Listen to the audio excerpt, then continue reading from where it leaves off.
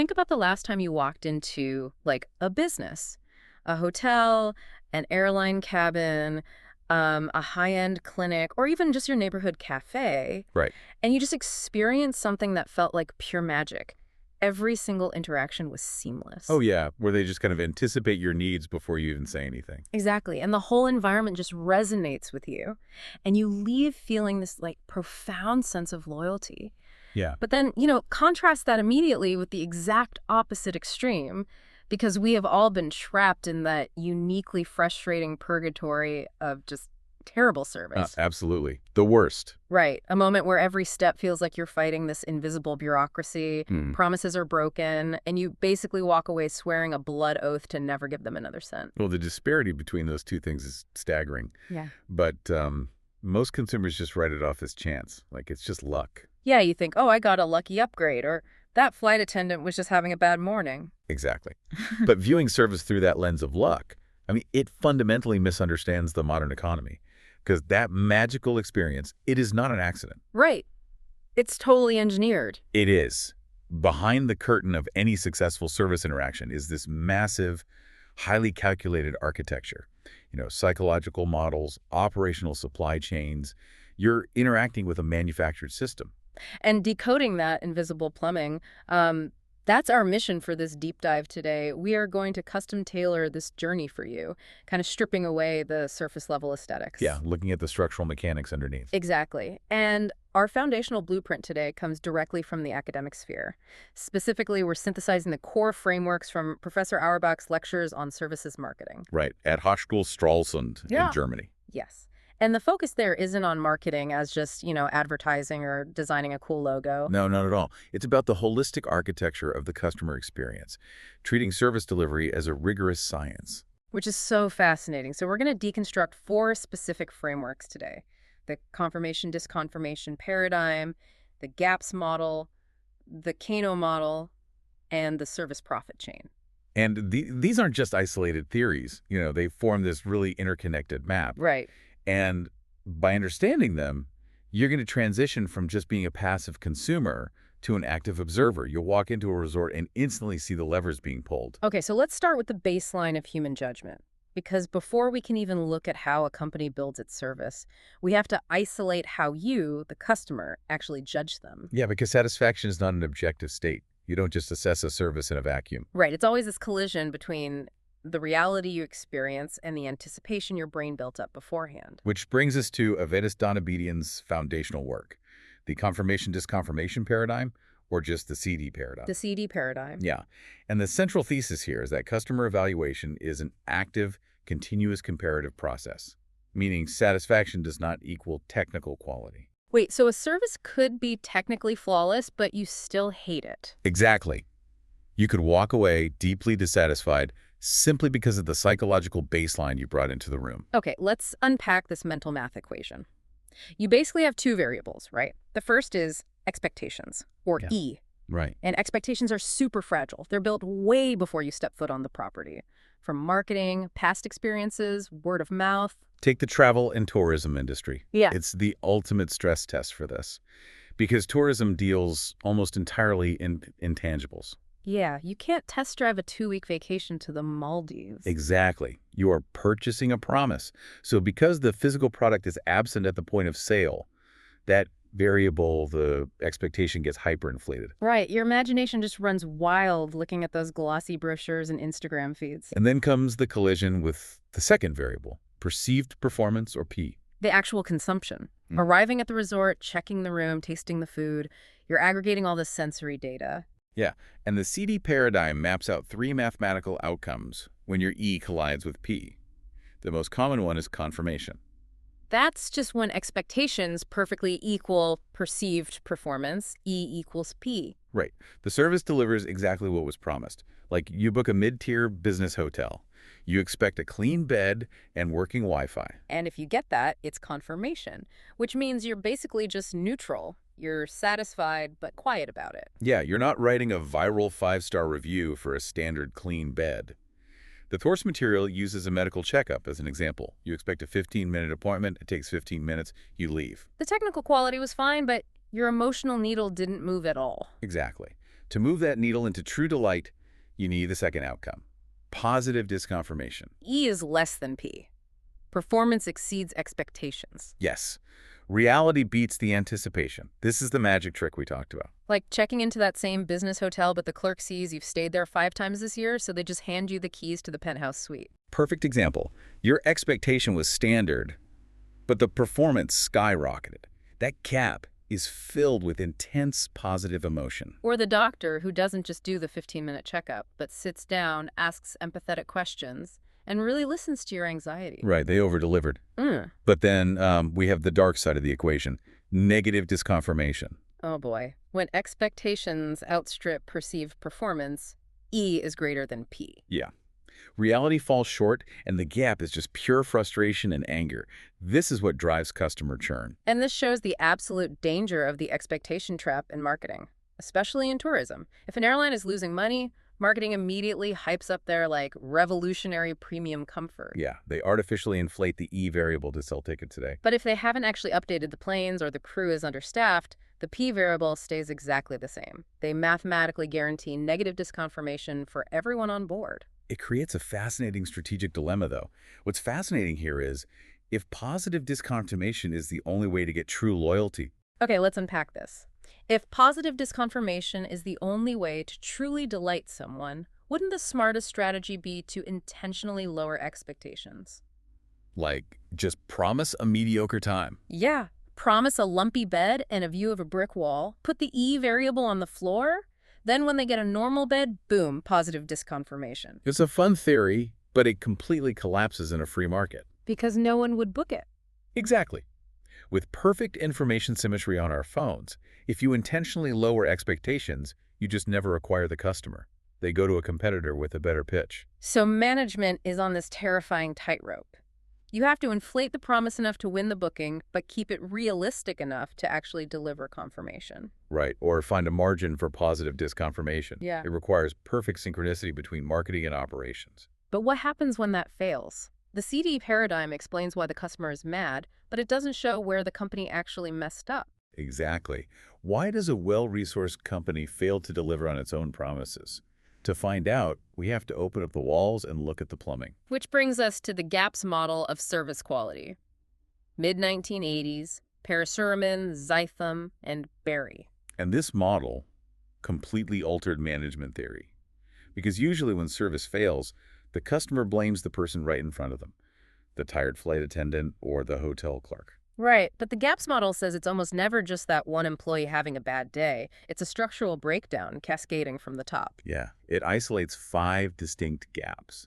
Gap 1 is the knowledge gap, the fundamental fracture between what customers expect and what management perceives. Like when the executives are just totally insulated from the front line. Yes. Say a legacy hotel wants to attract millennial business travelers. Management looks at macro trends and decides, oh, they want massive luxury bathrooms with huge soaking tubs. So they spend millions knocking down walls. But if they'd done the research, they'd know business travelers spend 12 minutes in the bathroom. Exactly. What they actually wanted was fast Wi-Fi and frictionless room entry. So management solved a problem the customer didn't even have. They bled capital into a void. Gap 1. Okay, so let's say they close Gap 1. They know the customer wants fast check-in and good Wi-Fi. What next? Well, knowing isn't enough. You get Gap 2, the design and standards gap. This is a failure of translation. Oh, when they don't actually make rules for it. Right. They know what the customer wants, but they fail to synthesize that into concrete, measurable internal standards. Like with airlines. The executives know we all hate waiting at the baggage carousel. Gap 1 is closed. We all know the expectation. But if management just sends a memo saying, please unload bags quickly, that creates a massive gap too. Quickly isn't a standard. It's just a subjective plea. You need a hard rule like first bag hits the carousel in 14 minutes. Otherwise, performance fluctuates based on whoever is working that day. Exactly. But even if you have that strict 14-minute rule, you hit Gap 3, the delivery gap. The standards exist, but the frontline staff fails to execute them. And this is the one that gets all the public vitriol, right? Because it's visible. Yeah. A tour operator might have an ironclad rule that all excursions must have a guide fluent in the group's native language.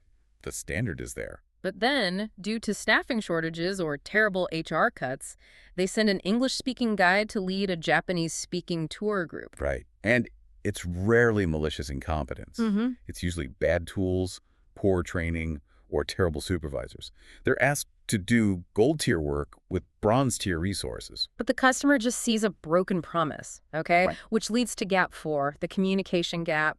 This one is brutal. Oh, this is when marketing acts like a rogue entity. It's the mismatch between actual service delivery and external advertising. Writing checks operations can't cash. Like a coastal resort.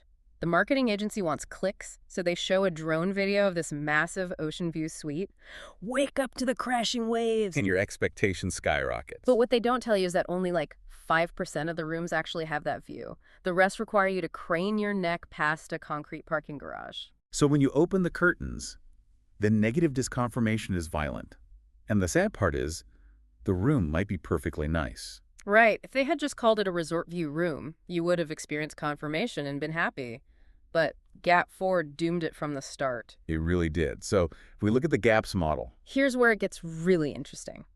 It's basically a disastrous corporate game of telephone. It really is. The customer whispers what they want. Management mishears it, Gap 1. They write a confusing rulebook, Gap 2.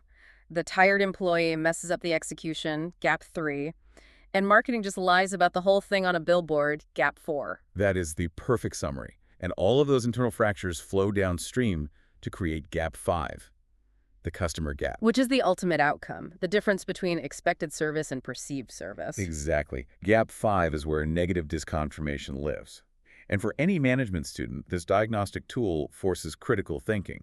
You can't just fix Gap 5 by telling employees to smile more. You have to be a forensic investigator and trace it back up the stream. Yes. Is it a Gap 3 training issue? A Gap 2 flawed standard? A Gap 4 marketing lie? You have to find the source. But wait, this brings up a huge practical issue. If you use the GAPS model and realize you have leaks everywhere, you don't have unlimited money to fix them all at once. Right. Capital is finite. And the GAPS model treats all gaps equally. Missing Wi-Fi is a gap. No running water is a gap.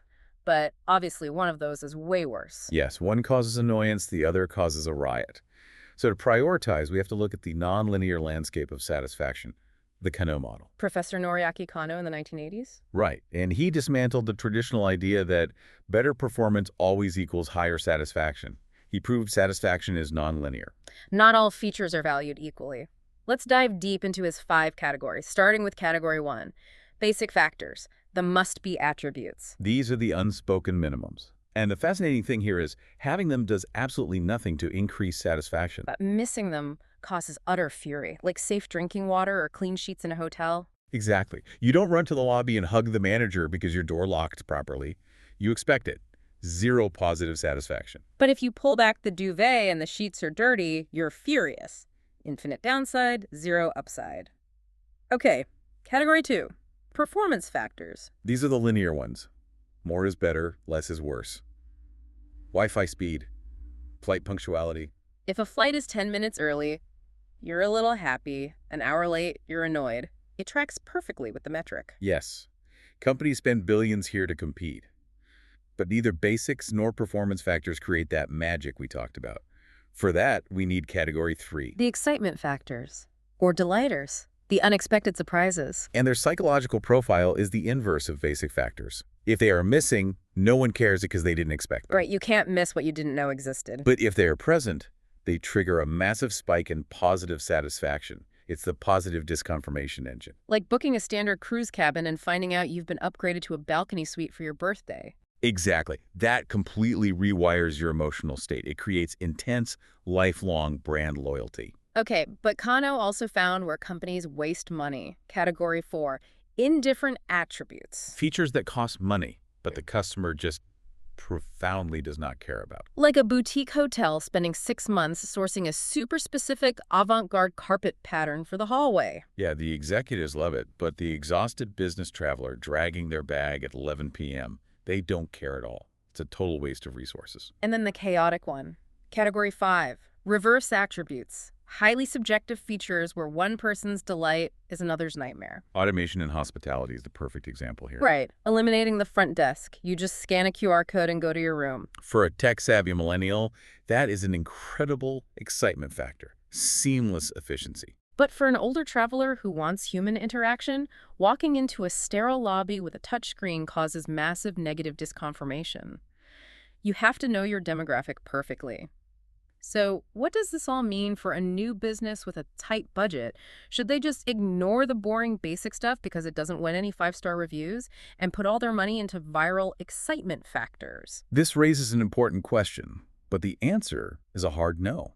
You cannot build a house on a broken foundation. You can't distract them with champagne if the shower is cold. Exactly. The champagne actually weaponizes their anger. If they see a lavish champagne fountain but their toilet is overflowing, they view it as a grotesque misallocation of funds. Oh, like you hired a DJ but not a plumber? Yes, the Kano model is a chronological hierarchy. Secure the basics flawlessly first, then compete on performance, and only then sprinkle in the delighters. Okay, so we have the whole blueprint. We know the customer compares expectations to reality with the CD paradigm. We know how to avoid internal failures with the GAPS model. And we know how to prioritize features with Kano. But there's a massive economic elephant in the room. Yes. How does a company actually afford to do all this? Delivering flawless basics, constantly improving performance, and funding surprises takes an immense amount of money and energy. To afford it, management has to undergo a really uncomfortable paradigm shift. To make the customer incredibly happy, you actually have to put the employee first. Which sounds completely counterintuitive to customer service. It does, but it's proven by our final framework, the service profit chain. Hessig, Sasser, and Schlesinger, 1990s. Okay, so it's a literal chain of cause and effect. Where does it start? Not with the guest, right? No, it starts inside. Link one is internal service quality. The workplace environment, the tools, the tech, the management support. So we're looking at the break room before the lobby? Yes. And the software. Is the airline agent using glitch-free rebooking software or some clunky DOS system from 30 years ago while 100 angry passengers stare at them? Oh man, just removing the friction from the employee's day. And that leads to link two, employee satisfaction. Exactly. When staff feel equipped and supported, they are motivated. Job satisfaction rises. But a cynical CEO would say, I'm running a business, not a charity. How does employee happiness make me money? Link 3 answers that. Employee retention and productivity. Happy employees don't quit. And in tourism, turnover is incredibly expensive. Plus, a concierge who has been there for 5 years is way more productive than a new hire in week 3. They have institutional memory. Right. They build real relationships with guests, which creates link 4, service value.